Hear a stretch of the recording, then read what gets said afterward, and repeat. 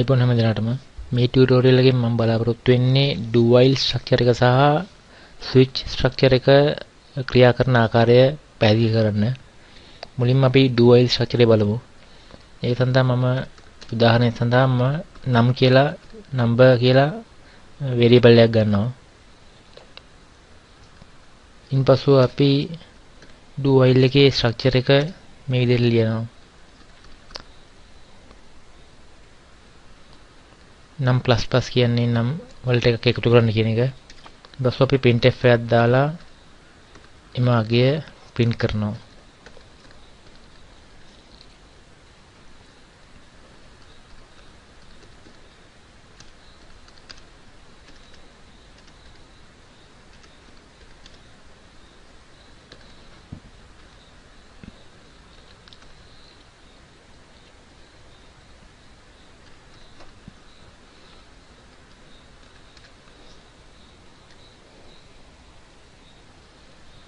ඉන්පසුව තමයි අපි while කියලා condition එක ලියන්නේ.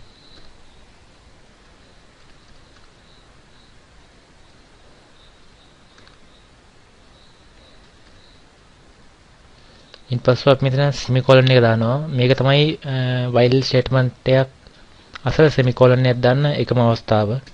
ඉන්පසුව අපි එළියෙනුත් printf එකක් දානවා අවසාන අගය බලා ගන්න.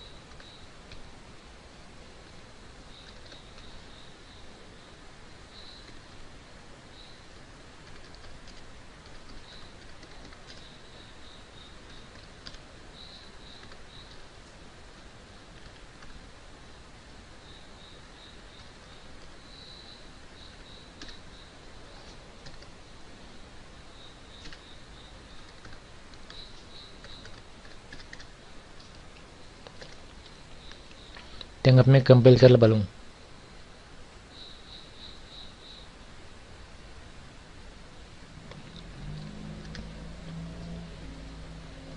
ඔබට පේනවා මේක මුලින් අපි දුන්නේ බිඳුව. ඉන්පසුව කිසිම කන්ඩිෂන් එකක් බලන්න නැතුව මේක එකක් වැඩි කරලා print වෙලා තියෙනවා. ඉන්පසු තමයි මේකේ while statement එකෙන් බලන්නේ කන්ඩිෂන් එක. ඒ ආකාරයෙන් පස් පාරක් ගිහිල්ලා අන්තිමට මෙතන නම්බර් එක පහ වුණෝ විටද ඇතුළට ගිහිල්ලා ඒ නම්බර් පහ කියන එක print වෙලා ඉවරලා තමයි කන්ඩිෂන් එක බලන්නේ. ඉන්පසු කන්ඩිෂන් එක false නිසා එතනින් ඉලෙට එනවා.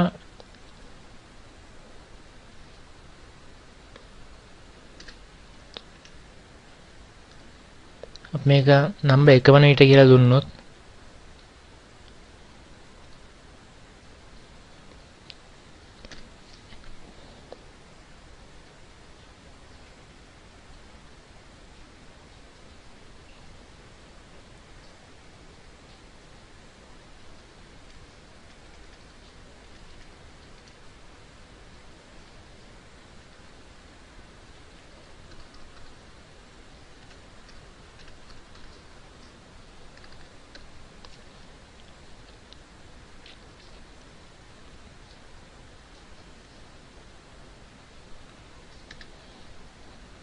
මම දැන් මේ නම් වල ඉලක්කම එක කරලා මෙතන while number එක එකට වැඩි අඩු අවස්ථාවලදී පමණක් මේක ඇතුළට යන්න කියන කන්ඩිෂන් එක දෙනවා.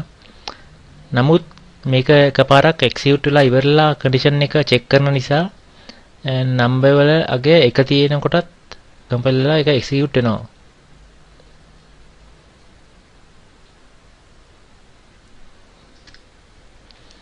දැන් මෙතන දෙක දුන්නත් මේක කම්පයිල් වෙනවා. මොකද මේක මුලින්ම number 2 කියන එක ඇතුළට ගිහිල්ලා print වෙලා ඉවරලා තමයි මේක condition එක බලන්නේ. ඒ විදිහට තමයි මේ do while statement එක වැඩ කරන්නේ. අපි ඊළඟට බලමු switch statement එක වැඩ කරන විදිය.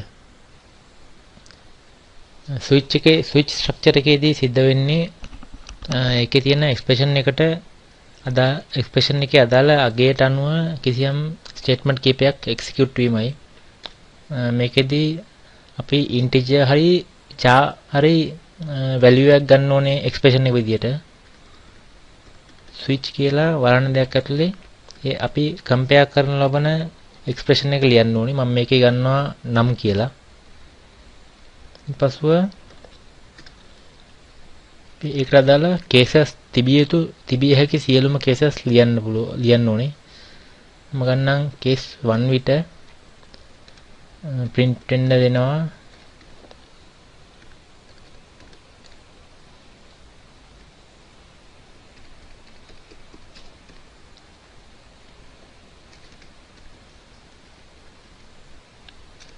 number 1 කියලා.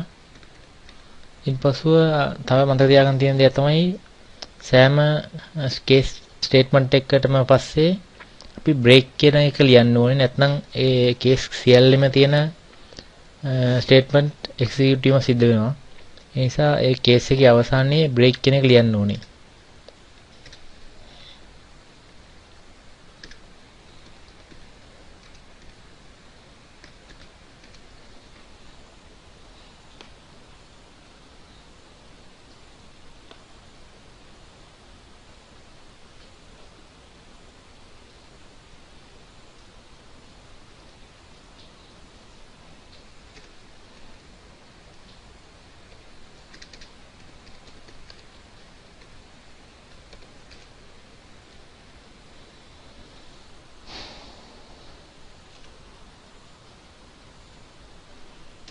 ඊපස්ව අපිට පුළුවන් ඩිෆෝල්ට් ස්ටේට්මන්ට් එක ලියන්න.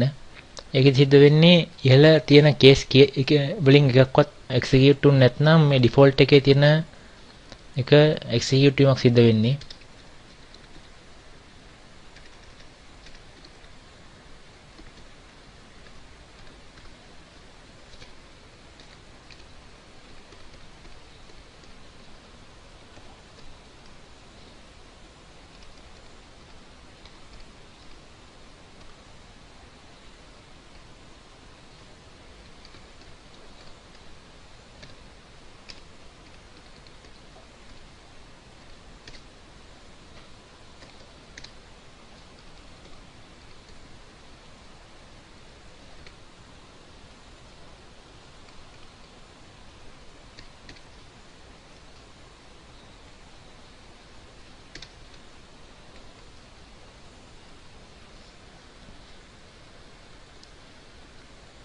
මෙහි මම මුලින්ම නම්බර් අගේ 1යි කියලා ගන්නම්. එවිට අපිට නම්බර් 1 කියන එක එනවා. අපිට අගේ නම්බර් 2 කියලා ගත්තොත් අපිට එනවා නම්බර් 2 කියන එක. ඊපස්ව අපි මෙතන නම්බර් 3 කියලා assign කරොත්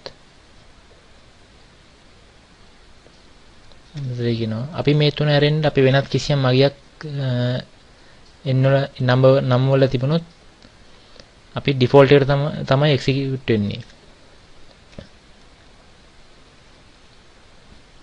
මම හිතනවා මේ do while සහ switch ස්ටේට්මන්ට් දෙක ඔබට පැහැදිලි ඇති කියලා. ඒ පිළිබඳව ප්‍රශ්නයක් තියෙනවා නම් ඔබට පුළුවන් අපිත් එක්ක live සම්බන්ධ වෙලා අපෙන් ඒ පිළිබඳව ප්‍රශ්න අහන්න. එහෙම නැත්නම් ඔබට පුළුවන් අපිට ප්‍රශ්නයක් ඉදිරිපත් කරන්න.